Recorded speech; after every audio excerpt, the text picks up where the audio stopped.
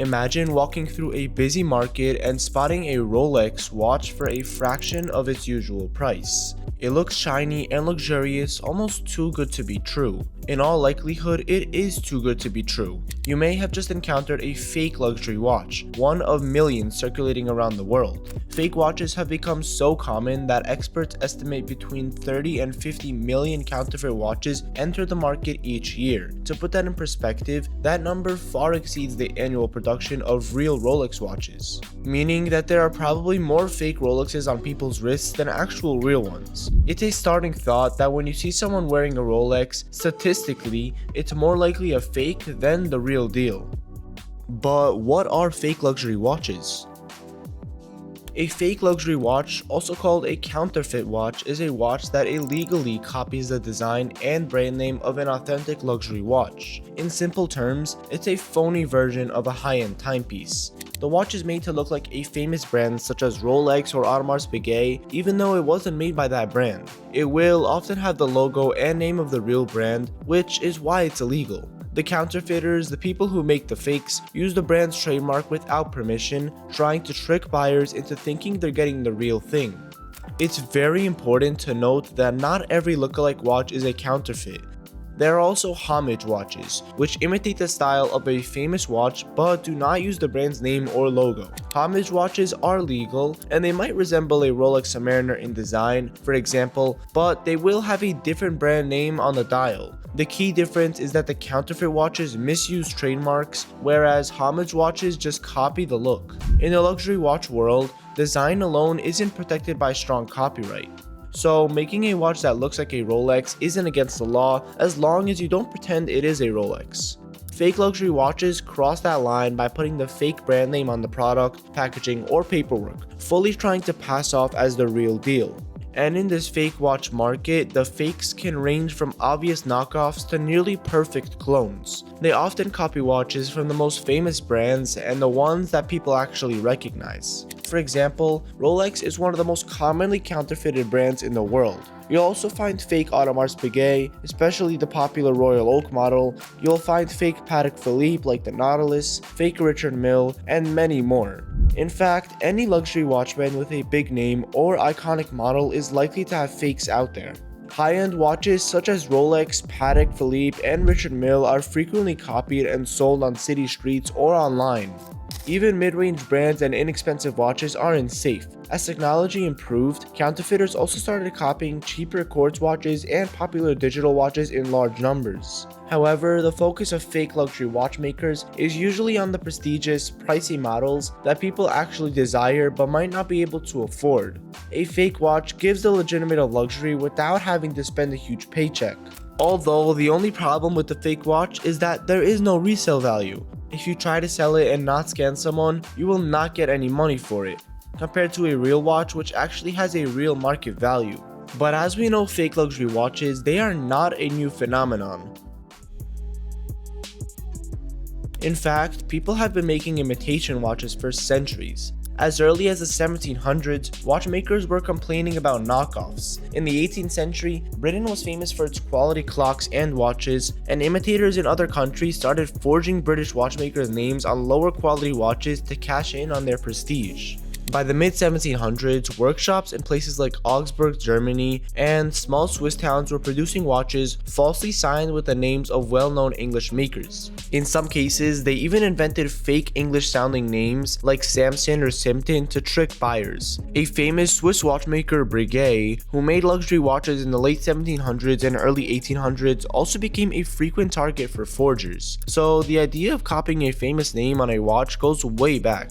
By the 19th century, the counterfeit game continued in different forms. An interesting twist happened in the 1860s. At that time, American companies were making good quality watches with modern mass production. Some Swiss watchmakers, unable to compete at the lower end, resorted to imitating American watches and even using their names. They made fakes that copied both the appearance and the brand markings of US watches like Waltham to sell in the market. However, this practice didn't last long.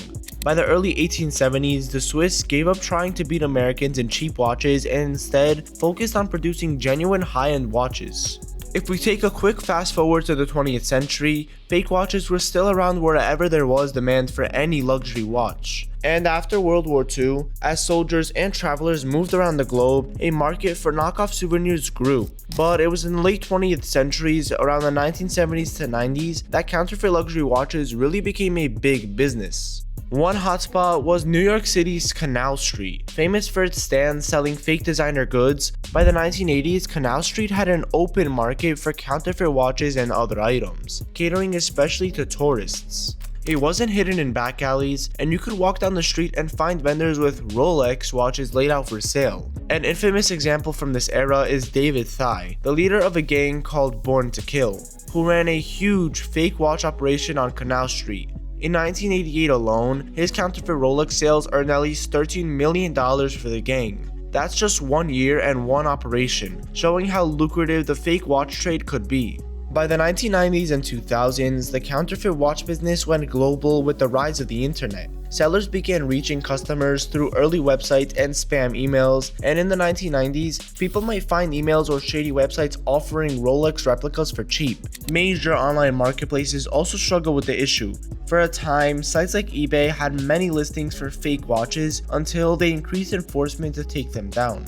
Email providers and search engineers have had to crack down on spam and search results that promote fake watch sites. Still, the internet made it possible for anyone, anywhere to order a counterfeit luxury watch from a website, often run by sellers in Asia. And today, fake luxury watches are a worldwide industry, more organized and sophisticated than ever. We'll explore the current state soon, including where these fakes come from and how they're made, but keep in mind that the idea of copying watches for profit has been around as long as watches themselves.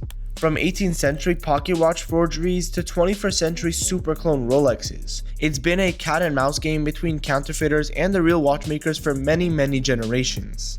But how big is the fake watch market? The fake watch industry is huge, truly global in scale, and experts and authorities estimate that tens of millions of counterfeit watches are produced every year. The Swiss Customs Service estimated that 30 to 40 million counterfeit watches are put into circulation annually, and recent analyses often cite a similar range, sometimes saying up to 50 million per year when including all sources. This means that for every real luxury watch made, there might be dozens of fake ones made as well. In terms of money, the fake watch trade is worth billions of dollars, and it's hard to pin down exact figures because it's an illegal black market economy.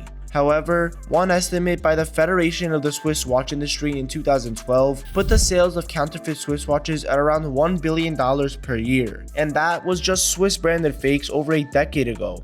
If you include all counterfeit watches, the market's value would be even higher. It's safe to say we are dealing with a multi-billion-dollar industry. So why do people buy fake watches? It might seem puzzling, but why would someone want a fake luxury watch? There are several reasons, and understanding them helps explain the demand side of this counterfeit economy.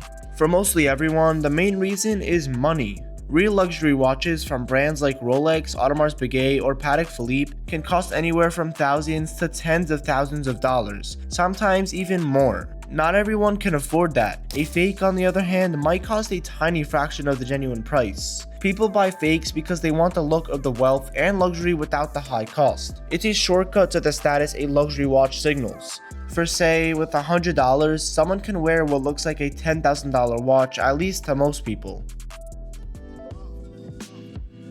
But also, this market of selling these fake watches is very illegal and it is very risky.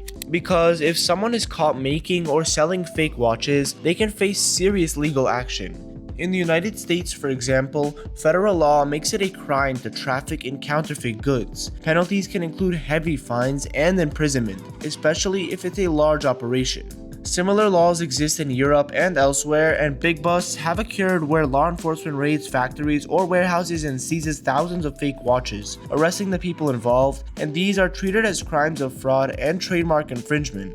But also, many people don't realize that just buying a fake watch can be illegal too, particularly if you bring it into certain countries like France and Italy are two countries known for strict rules against the consumers of fakes. In France, if customers at the airport find a counterfeit item in your luggage, they can confiscate it and impose a fine up to £300,000. That fine is intentionally extreme to deter people, and it might not be commonly applied to maximum, but it's on the books. France has run public campaigns with slogans like "Real ladies don't like fake" to warn tourists that buying or carrying a fake product is a criminal offense there. The French custom officers are trained to spot fakes, and if they catch one, not only do you lose the item, but the brand owner can even decide to take further legal action against you. In Italy, it's also illegal to purchase or possess counterfeit goods. Tourists in popular spots like Florence or Venice have been fined on the spot for having fake designer items. Italian law can fine a buyer up to £10,000 for buying counterfeit products. They even display confiscated knockoffs in airports as a warning. So buying a fake Rolex from a street vendor in Rome could theoretically cost you a lot more than a real Rolex would have.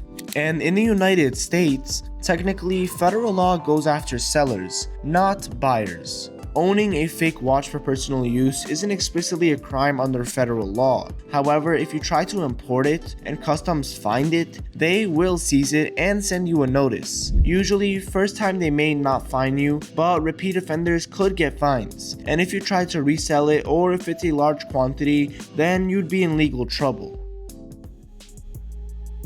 As of right now, luxury watch brands are not taking the counterfeit problem lying down. They use a combination of technology, legal action, and consumer education to combat the fakes. One of the main things that luxury watch brands do in order to combat the fakes is the watchmakers add subtle features to authentic watches that are very hard for counterfeiters to copy. We mentioned one, the tiny laser etched crown on Rolex crystals that Rolex introduced in 2001. This little etching at the 6 o'clock position is nearly invisible without magnification, and initially it was a quick giveaway. If your Rolex didn't have it, it was fake.